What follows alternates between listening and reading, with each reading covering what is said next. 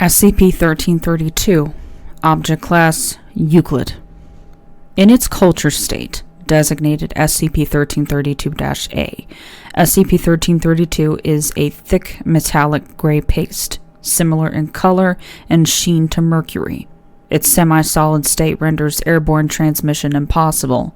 To date, all instances of infection have resulted from direct, unprotected handling of -A, or injuries caused by unusually violent instances of SCP-1332-B and C.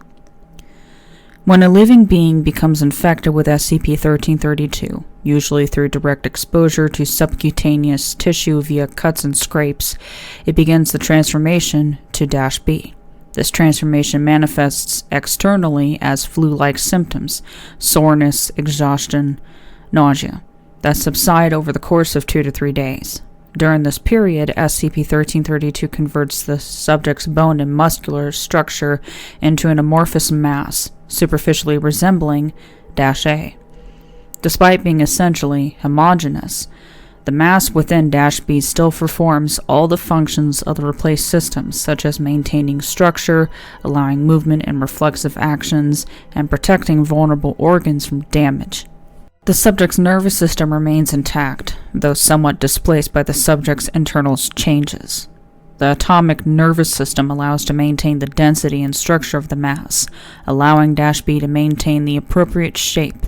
It is hypothetically possible for specimens of -B to live fully normal lives without ever becoming aware of their condition. -C manifests in one of two ways: -B becoming aware of the nature of their condition, or -B attempting to undertake a physical activity they are unaccustomed to. Either situation causes the autonomic nervous system to momentarily cease its usual functions, as -B attempts to consciously exert control over their own body. In the majority of cases, this leads to a complete structural collapse of the subject's internal support systems. It is hypothesized that this is a result of subjects being unable to maintain the level of conscious control needed to keep their natural shapes. This frequently leads to the death of the subject through internal hemorrhaging and bruising, due to unprotected organs striking the ground, or suffocation caused by the lungs and esophagus becoming unable to expand due to sudden weight.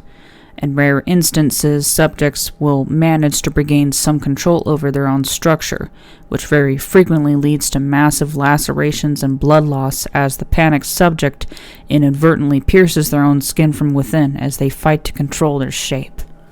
On the rare occasion a subject survives this collapse, they are designated -C and are to be relocated as described in containment procedures above.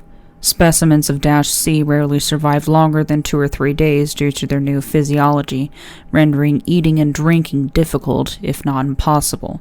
But observation has suggested that -C retains at least some of its human cognitive abilities.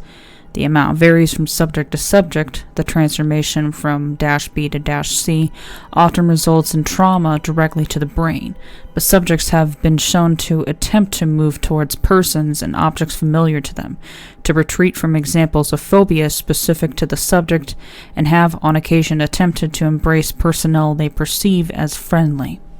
Special Containment Procedures. Vials containing samples of SCP-1332-A are to be hermetically sealed and kept in refrigerated storage.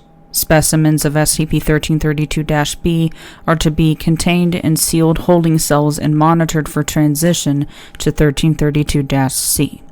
These cells are to be monitored remotely and inspected daily for damage. In the event of a breach by -C, the damaged holding cell and the surrounding area are to be sterilized via a controlled thermobaric explosion to limit the possibilities of further contagion.